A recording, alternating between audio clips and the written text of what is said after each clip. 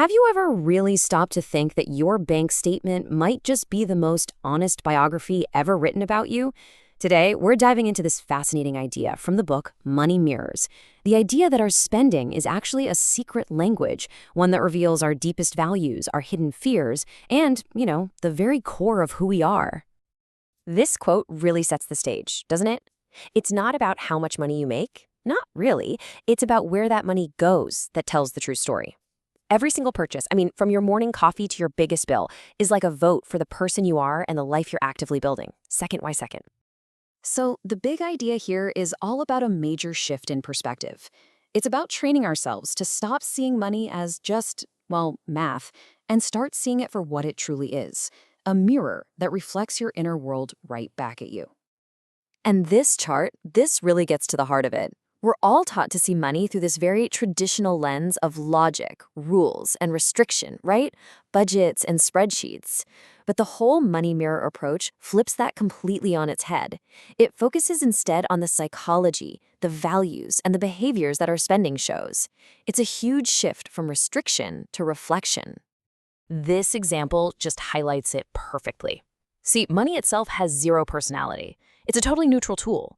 All of its meaning comes from the intention we give it. So for one person, a surprise 10 grand might be a vote for image and status, a new car, a designer bag. But for someone else, that exact same amount of money is a vote for security and freedom, chipping away at debt or building up savings.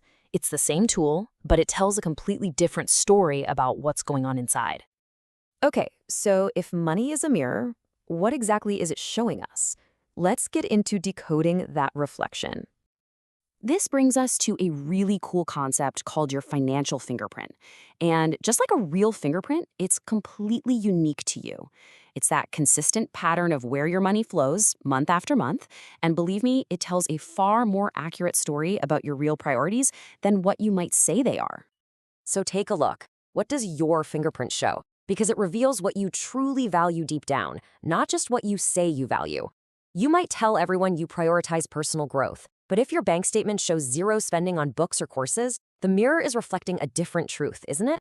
Your money consistently, almost magnetically, flows to what actually matters to you, whether you're even conscious of it or not. All right, let's zoom way in on that critical moment of decision, that click of the buy now button or the swipe of a card. There's a real battle happening inside your brain, and understanding that fight is absolutely key to understanding your own behavior.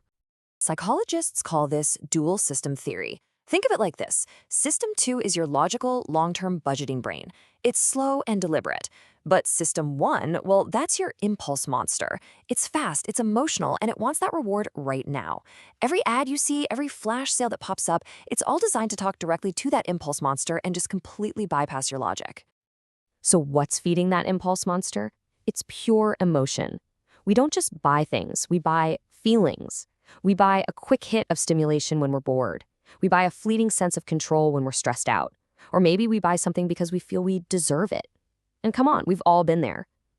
Recognizing your own personal triggers, that's the first huge step to taming that impulse.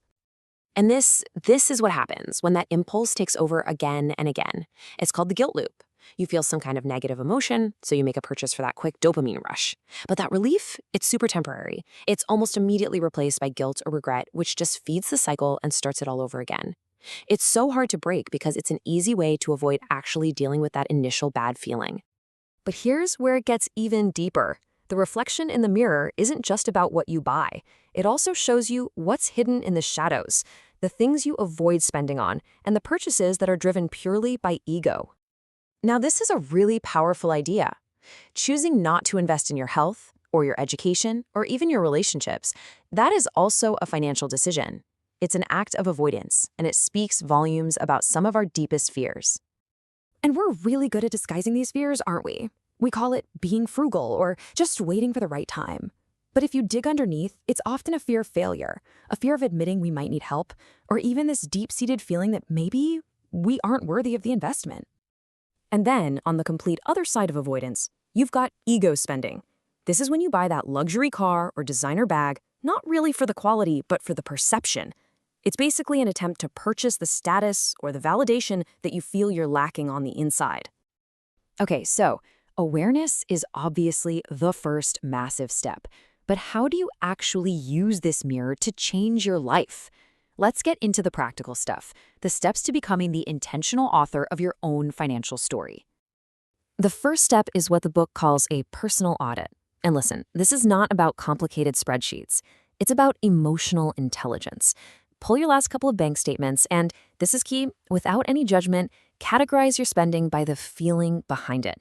Was it truly aligned with your values? Was it a total impulse, an investment in your future? This is where you're going to find those contradictions. And the whole goal of this audit, the whole point, is to shift from this reactive spending, which is automatic, emotional, and usually leads to regret, to intentional spending. That's where you pause, you check in with your values, and you actually feel empowered by your choices. Okay, I want to give you a super simple but incredibly powerful tool you can start using, like right now. Before you make that next non-essential purchase, just pause. Just for a second, and ask yourself this one question. It instantly forces you out of that emotional short-term brain and kicks you into your logical long-term thinking. It's a game changer. And this is so important to remember. At the end of the day, this is not about judging your net worth or feeling shame about past habits. It's about recognizing that your spending is one of the most powerful tools you have for personal growth. It can literally guide you toward the person you truly want to become. So, we'll leave you with this final thought. Take a look in your own money mirror. Every single transaction is a choice. It's a vote for a certain kind of future, a certain kind of life. So the question is, what life are you voting for?